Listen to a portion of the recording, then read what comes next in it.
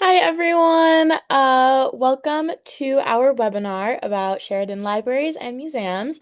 First, I want to introduce myself. I am Audrey Kircher. I'm a rising sophomore that is working with first year experience. Thank you all for joining us tonight.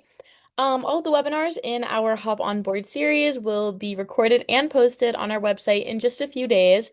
You will find the recording posted in the same place where you found the registration link for this webinar. So the purpose of this webinar is to make sure that students can get a head start on research by hearing about the amazing resources, services, and events available all for free at the Sheridan Libraries and Museums. There's also a Q&A feature at the bottom of the webinar. Please feel free to ask questions throughout the entire webinar, anything you can think of. We will do our best to answer all of the questions after the presentation is complete. Now I'm going to introduce our lovely panelists that we have today. So we have Heidi Hare, who is a librarian for English, philosophy, and the writing seminars, and is also the student engagement librarian for special collections. We have Katie Trochell, technology and entrepreneurship librarian. And last but certainly not least, we have Joshua Everett, our librarian for sociology, anthropology, and area studies. So they're going to take it away from here. Thank you. Hello, and thank you again for joining us this evening to learn a bit about the services and premium resources available to you through the Sheridan Libraries. And again, my name is Heidi, and I'm one of the Humanities and Special Collections librarians. Essentially, my job is all humanities all the time. Next, Katie. This evening, we will guide you through all you need to know about the libraries and perhaps inspire you to see what you already have access to via the power of your Hopkins ID and password. You will hear about the library renovation, see some of the study spaces currently available to you, find out about the incredible free services and resources you can use as a Hopkins student, and discover some amazing opportunities offered by our Special Collections Department.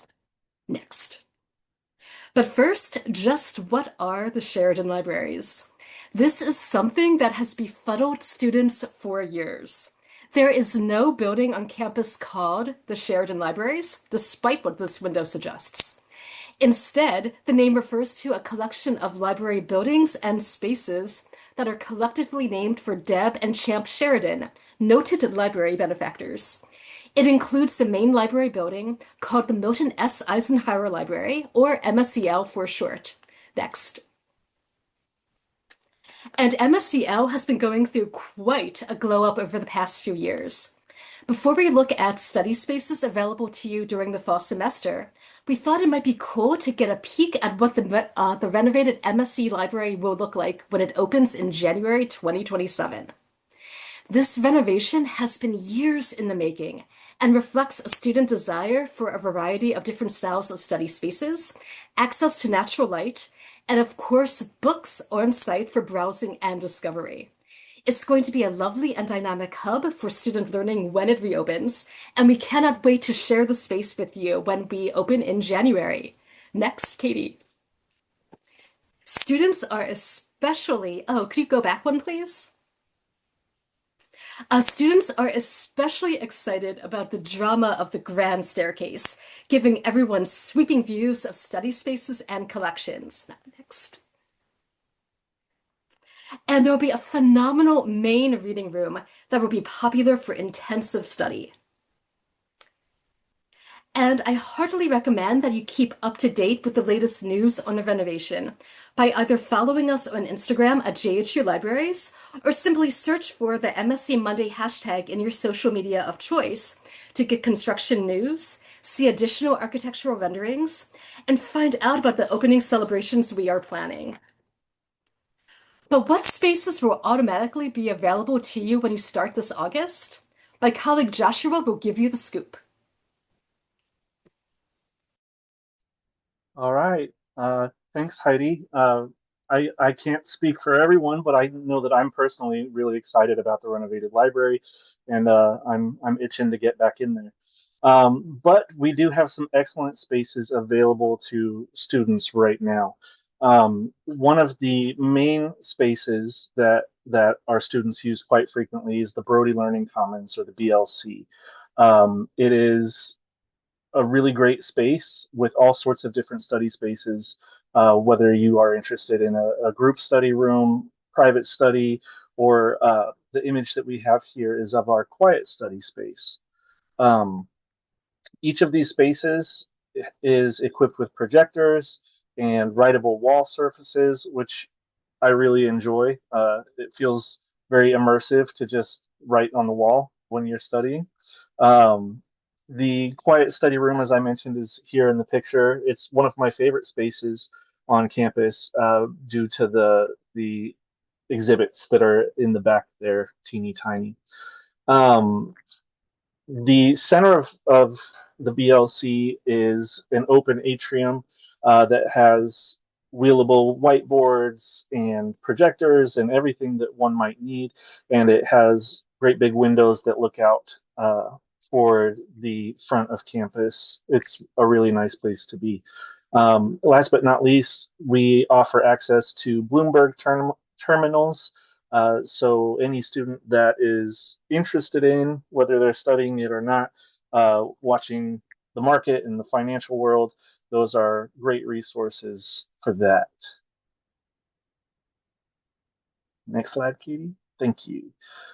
We also have taken over what was the Historic Johns Hopkins Club, uh, in order to provide additional study spaces as the library annex. Much like Brody Learning Commons, it has spaces for every type of student and every type of study experience that they might want, whether it's quiet or communal, private or public. You can see here that they've got individual study carrels where students are able to plug in their devices and kind of set up camp for a while. The library annex is also a wonderful hub for us because when students request physical books, it is there that they are picked up, and it is one of the places where they can be returned as well. Any assistance that students might need can also be found at the library annex, where there's a help desk on the ground floor. Okay. Um, I continue to say this is my favorite study space. I really do like the Hutzler reading room a lot. I find the stained glass windows very conducive. It makes you feel like you're in the right space to be studying. It's a beautiful space. Outside of there, just outside the door, there's a micro cafe that has coffees and pastries and little sandwiches. And so you can really put in long hours of study in there. And it's located right in the middle of Gilman Hall. So it's a very central location that's easy to find and easy to get to. Last but not least, we do have a few spaces set aside in Hodson Hall. They're on the first, they're in the lobby and on the first floor reading room. Um, There are no whiteboards there, but there is a lot of seating, and it's located near one of the main dining spots on campus. It is a nice spot. It feels a little bit more casual than some of the others, and so I hope that people will utilize it a lot. Okay. I'm going to go ahead and get started introducing some of the services and resources that we have available to students. Um, if we can go to the next slide, Katie. Um, I like to remind students that the library is not necessarily the building that it's in, but it is a collection, and it is a collection of services and resources that they have access to. And so even while the Eisenhower Library is undergoing renovation, the library is still fully accessible to students. We have literally millions of books and other physical objects in our collection. This includes scholarly works and journals. It includes more fun reads like new fiction or magazines. Um, you can access DVDs and VHS tapes and microfiche and any type of media you can imagine.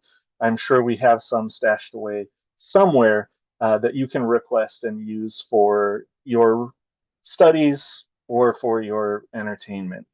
Um, you as I mentioned earlier, with the library annex, you can request physical materials to be delivered there through our website. And I personally really like this experience because it feels almost like a concierge book study system where you simply request your items online, and within a certain time frame, they will show up at the library annex, and then all you have to do is drop by and pick up your books. Um, we do offer unlimited lending, and so if you have a a hankering to check out 174 books, you can do that if that's really what you want to do. We currently allow students to check out materials for 16 weeks, um, and and there are no late fees. And so we don't want there to be any feeling of stress or pressure around students having the resources that they require. Um, and that last bullet point there simply touches upon what I mentioned earlier, which is that the physical media is already checked out to you, and you just swing by the annex and pick it up. All right. We do have two other really great programs available to our students. The first that I'll talk about is Borrow Direct. It is a partnership with 13 of our peer institutions that includes all of the Ivy League libraries. So it will enable students to borrow things from Harvard and Yale and Brown and all of our peer institutions. This in total gives access to about 128 million additional physical objects and resources outside of our collection, in addition to I, I don't remember the exact number. I believe it's 3 million about that we have in our own collection here. Not only that, but because of the relationship that we have with our peer institutions, the turnaround time is fairly quick in about 3 to 5 days. Um, a it feels like a similar program, but there are some key differences behind the scenes. But the next program we have is interlibrary loan, which enables students to borrow physical items from other libraries, but they're also able to request articles or book chapters to be scanned from other libraries and sent in that way. The average turnaround for a scan is about a week, and for checking out a physical item is about two. Um, the service is also really cool because you can actually request scans of books that we do have on campus. And so if a student is sick in bed, or they're home for a holiday, or they're doing field work, they can still request chapters or articles or things that they need and receive them electronically. And so with that, I'm going to hand it off to Katie, who's going to show you a little bit about how these requests work and how to find things online. Thanks. Thank you, Josh. So, yes, you can absolutely request materials from almost anywhere through the website to have them delivered to you here on campus. This is just a screenshot of our website. I will take you there live in a minute to show you all of the many, many resources in it. So, in addition to the physical collections that Josh just showed you, that we have like millions of items of, I recommend that you peruse the websites and the many, many resources that we have on there. The best part of them is that you can access them at anytime online, anywhere that you are, both on and off campus. If you're not sure where to start, the library website is the best place to begin. And we're always happy to help you, the humans behind it, navigate this website too and find the tools that you're looking for. So, as a new Hopkins affiliate, you get access to a lot of resources for no cost to you. You should definitely take advantage of them. If you like online shopping, you can get a similar thrill just going through the website, like, if you have a little insomnia, and see what some of the wonderful resources that you have access to for free, ranging from like newspapers to subject databases, over 1,000 of those, depending on what topic you're researching, as well as digital collections, online exhibits. You can also find past webinars that we've recorded on there. And again, just so many resources and places to find help and assistance with them. So we provide paywall free access to academic journals, magazine archives, ebooks, streaming media, reference tools, and the subject specific databases that us librarians know and love very well. And we love sharing them too. So whether you're working on a paper, studying for an exam, or just curious about a topic, these resources can help you find reliable, high quality information pretty quickly too. So let's just go to the website, which is library.jhu.edu. And if you're a beginner, that's okay. I tend to focus on these three main tabs, but of course there's help and support up here. You can find more about the services that are available to you, as well as your subject specialists, where to find the location information, library hours, especially when they're open late for study times. You can find all of that through here, and you can also search our catalog much like you can Google Scholar and get that access to full text articles, resources, patents, whatever kind of information you're looking for. And this will scour many of our databases too. And databases are very essential to your academic success because these will help you find like the pertinent information for your topics. I like looking at the browse list until you become familiar with a few choice favorites, because here you can search by subject. So whatever your major is within it, you will find different databases based on that topic. So of course, I'm partial to the business one, but I like that it will break them down even more for me. And so it makes it easier to browse what we have if you're not sure exactly what you're looking for. Another great way to find that information is through our librarian curated research guides. You can either search for the topic that you're looking for, like let's say citing sources, and that will bring you right to it. And so this is a collection of information that we've curated for you to guide you through the process of something like citing sources. But of course, there's one if you're an engineering student for finding the resources that are relevant to the information you would be researching too. Another guide I like for everybody attending Hopkins in person is the Baltimore one. Make sure I spell it right. There we go. And so within here, you can find Baltimore is very much a city of neighborhoods. So you can look and we have links to like the Live Baltimore on here and finding other great resources and neighborhood information as well. And then what else can we do through our website? We can Josh mentioned requesting materials from pretty much anywhere. So if you go to the Get Materials, you can place an interlibrary loan request. It will most likely authenticate you. That's what it's doing to me now, because of course I'm logged in because I'm on this all the time. And here you can see what outstanding requests you have and very easily place a new one on here too, right from home. And then from here, you can also find, we have library events and workshops, huge range of topics. Some of them are cultural, the museum tours, behind the scenes, different workshops. Yes, parents, you can view these too. And then we also have like really exciting data management and sharing projects if you're into that kind of thing, and other topics such as like scholarly publishing that we can help assist with on it. So from here, we will go back to the slide and let me just make sure I didn't miss anything. Oh, I missed one of my favorite things. So as a Hopkins affiliate, you have access to a lot of newspapers completely for free. So let me just get the newspaper guide.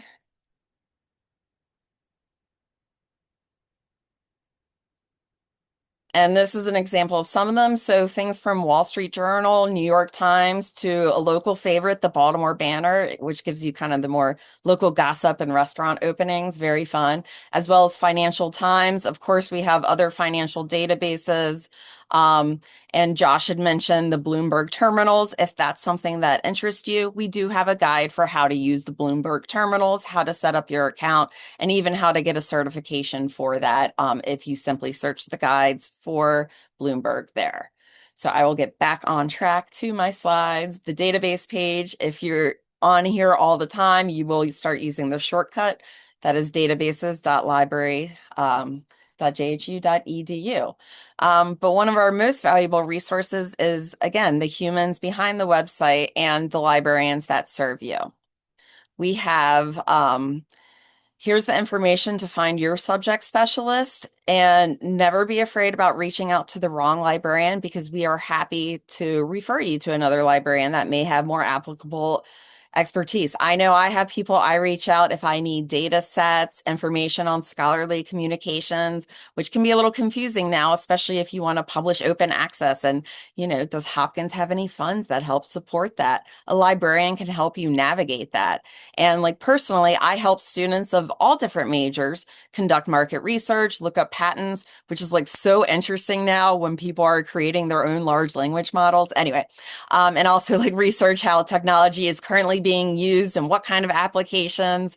But again, never be afraid to reach out to a librarian. We also have the general ask email address right here that you can navigate, and that we will help get you referred to the librarian that can absolutely help you create a research plan, navigate all of these over 1,000 databases that you have access to, which is so awesome. So make sure you reach out to us early and often so that we can assist you with your projects and your academic success here at Hopkins. And just to follow up with what Katie mentioned, this may shock you, but the librarians at Hopkins are all super friendly. We know the stereotypes of librarians. We do Scrabble all day long. We are addicted to cats and we never want to talk to humans. What you'll find at Hopkins are librarians who are engaged, who want to see you succeed, and who, rather crucially, value your time and value your research just as if you were faculty or a grad student. So as we basically know, you are here at Hopkins to learn, we value your time, and we want to see you succeed. And we really want to find strategies to help you save time and to really also help you to learn the lingo of your field of study. And we can do all that for you. And I think Katie did such a great job that by just showing that we at Hopkins pride ourselves on having the latest and greatest in databases and research resources. But we also have exceptional historic and unique resources that students can use for research or fun.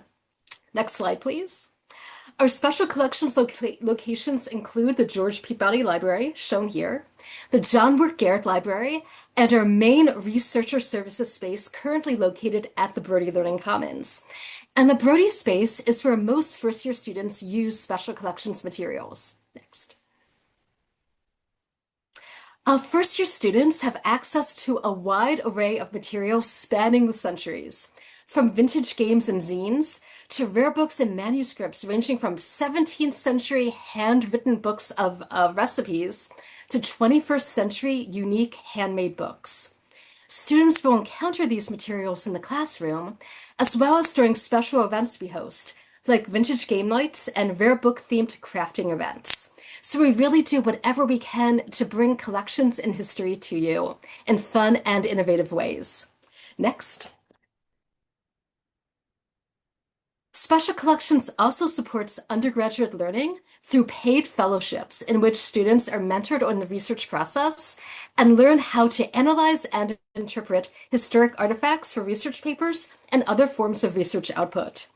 These include the Hugh Hawkins Fellowship that focuses on all aspects of university history, and the Dean's Undergraduate Research Awards, in which fellows conduct intensive research on materials held at special collections. Of particular interest to you could be first-year fellows, a research program only available to first-year students. Students receive a research award of $3,000 and are partnered with a curator mentor. We will be holding info sessions during orientation about first-year fellows, but you can also contact me directly for more information. Next, Katie. This past year, one of our first year fellows was interested in the evolution of tarot artwork, and she studied our collection of historic decks, including decks that date back to the 18th century. She then designed her own tarot, shown here, inspired by those very rare decks. So she hand painted these. It's really cool. We are producing a limited edition of her deck, and a copy will be added to special collections, thus linking her artwork with that of prominent tarot illustrators of the past. I mean, can you imagine how cool it is to know that as a first year student, the university archives is preserving your research and artwork? That's pretty cool if I say so myself. Next. And we in special collections know that sometimes students just want to have fun. So Hopkins students, of course, are brilliant and creative, and they love to show off those very skills every year during our annual Edible Book Festival. Held each spring, students create desserts inspired by their favorite books. Last year, over 500 people attended, and we had over 80 edible books in competition. So we host a huge festival in their honor.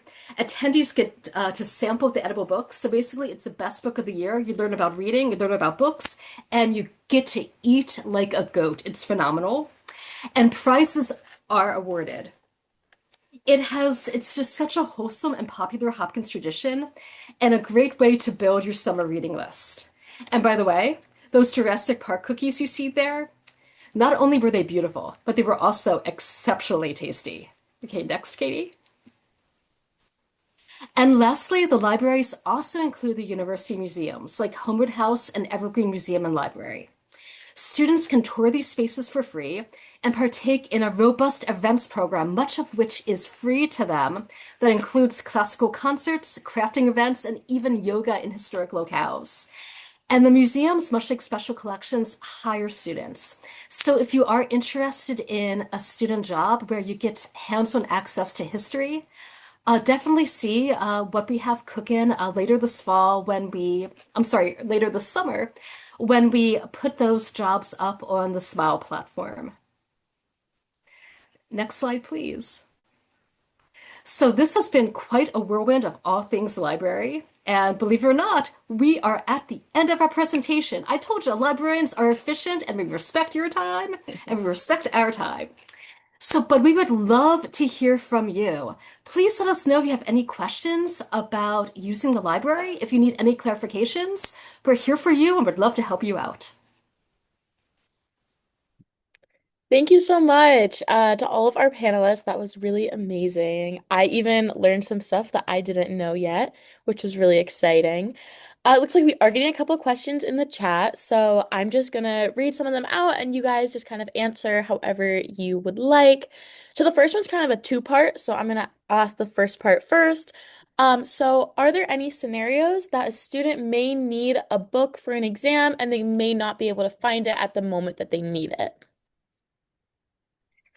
Hmm. Well, that depends. So we do have a lot of physical books, but we also have tens of thousands of ebooks. So chances are, if it's a book that a student crucially needs for an exam, that's most likely already on the reserves list. So faculty have probably already made accommodations, and students can access that through what's called online course reserves, which is a really nice library of resources that faculty create that's specific to your coursework, to your classes, and to the papers you need to write. Joshua, Katie, anything to add to that? Yeah, and we are always troubleshooting. So if you can't get to your e-reserve, just reach out to us. Yeah, and sometimes we can just get, if you just need like an article within it scanned, maybe we can get that. If it's from a journal, we can find lots of ways to go around and try to get access as quick as possible.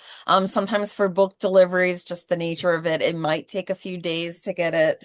So yeah, reach out as soon as possible, but we will also let you know if we can find it locally, where you might be able to get it quicker. And one of the things too, is that us librarians are a bunch of softies. So if you really are in a crisis and you need a book and we don't have it and you need it like for a really core paper, We will try to see if it's available online, and if it is, we will kind of purchase online access for of that book for you, and you will be notified immediately when the access link is available to us. And that's the type of service that a lot of other colleges do not offer to undergrads, but we do try to offer that whenever our budget allows. Yeah, and even the Ivy Plus collection that we share with Ivy League schools, they are very quick on delivery. It does take a few days, but it really expands our reach and what we're able to get for you. And Amazing. Oh, if I sorry.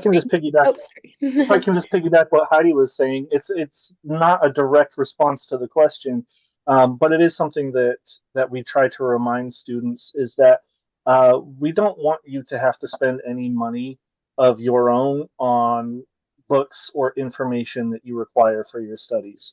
And so, were you to come across something that you wanted to use or needed to use for your research that we didn't have or couldn't come up with in some other sort of way for you, we will happily purchase it for the library so that you can have access to it.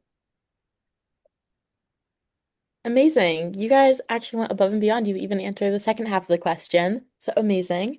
So the next question I'm seeing is, are you able to sign the books physically out of other university libraries?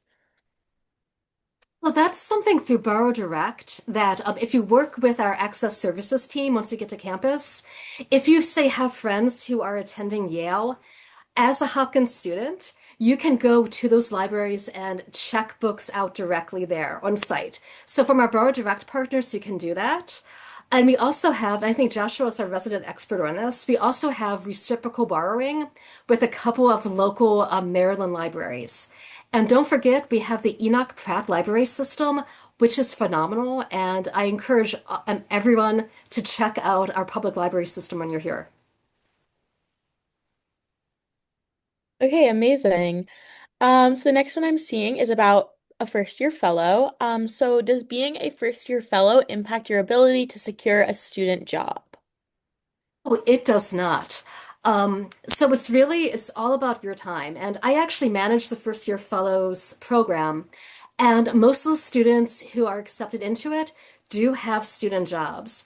And one of the nice things about the program is this is going to sound corny, but it's very nurturing in as much as that we talk to you and we create a schedule that works for you.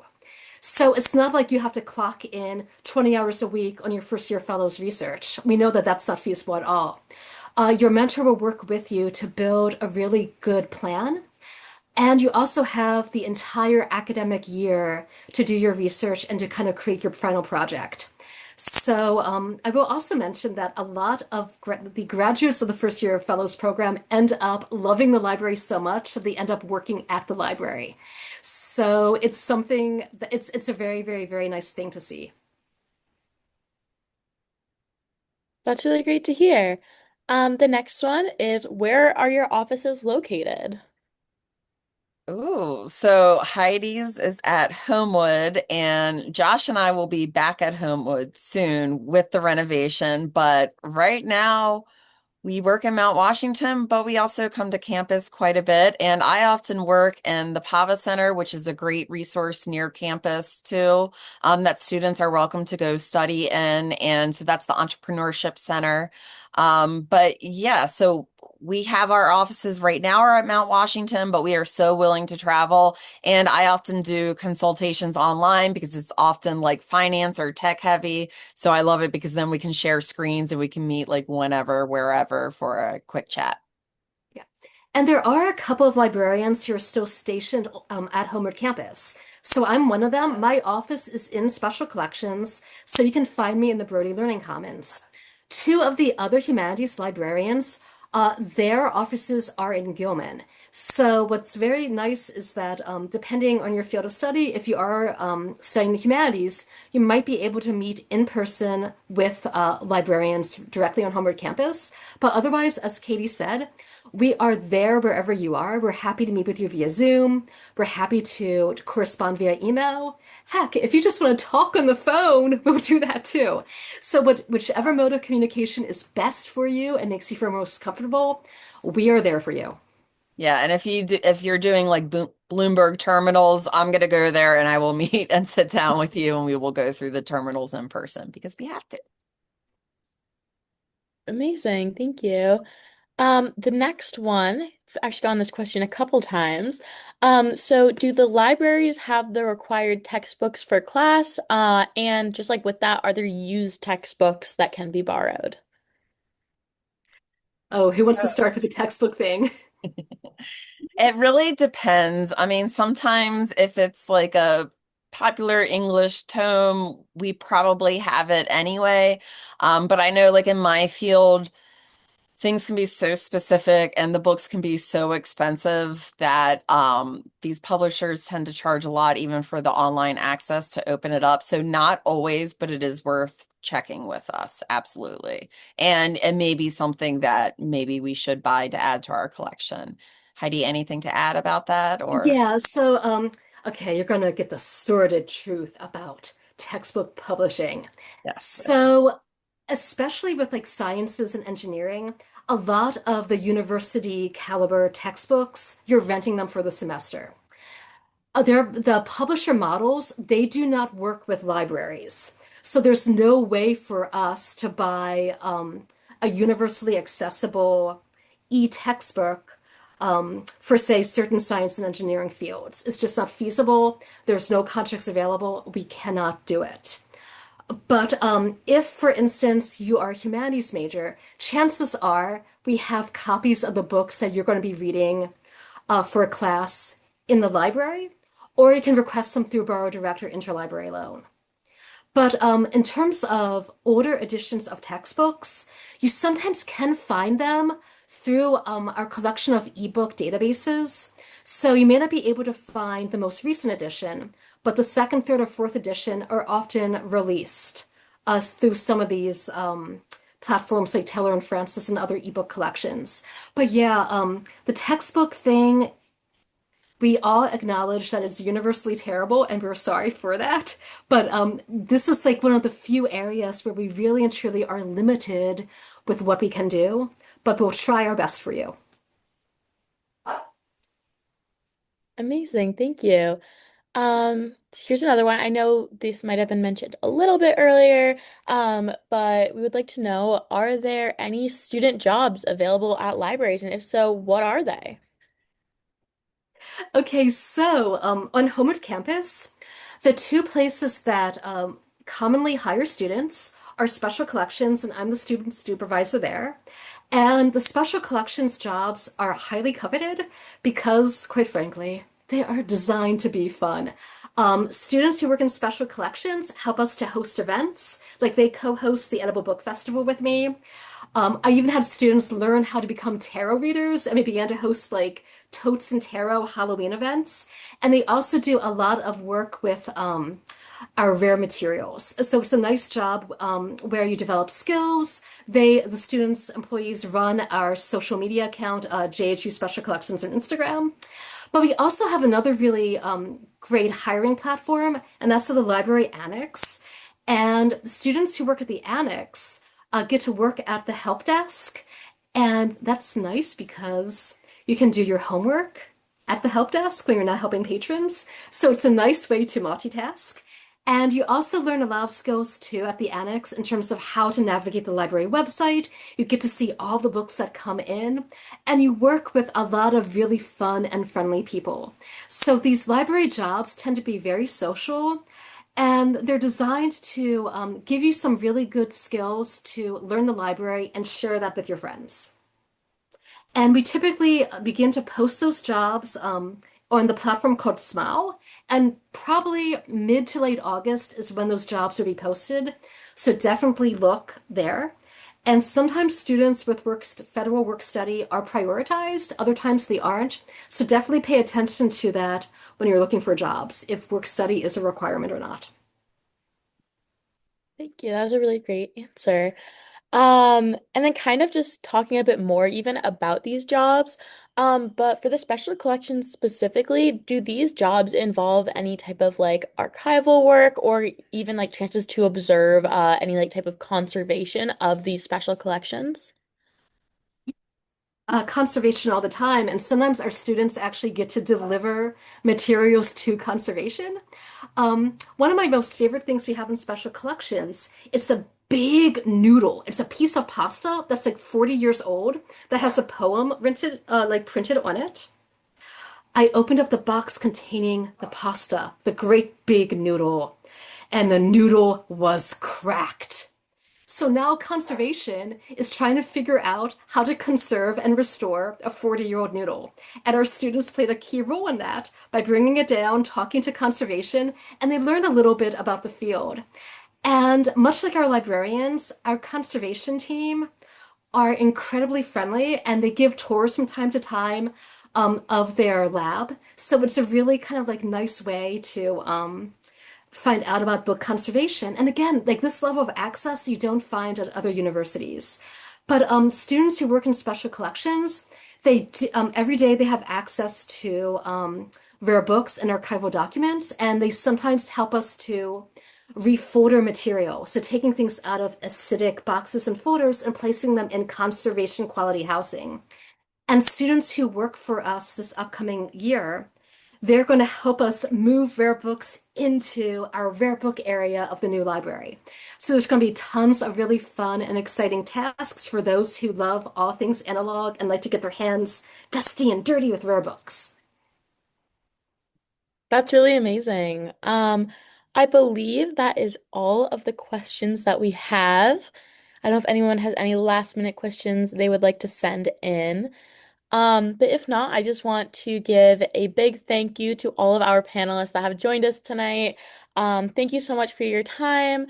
Uh, I know I learned a lot. I hope that others did too. And also just thank you to all of our Blue Jay families that are here joining us tonight. We really appreciate everyone that took the time to be here. A copy of this recording will be available within a few days on the same site that you registered on. Um, Thank you all so much and have a wonderful night. Thank you.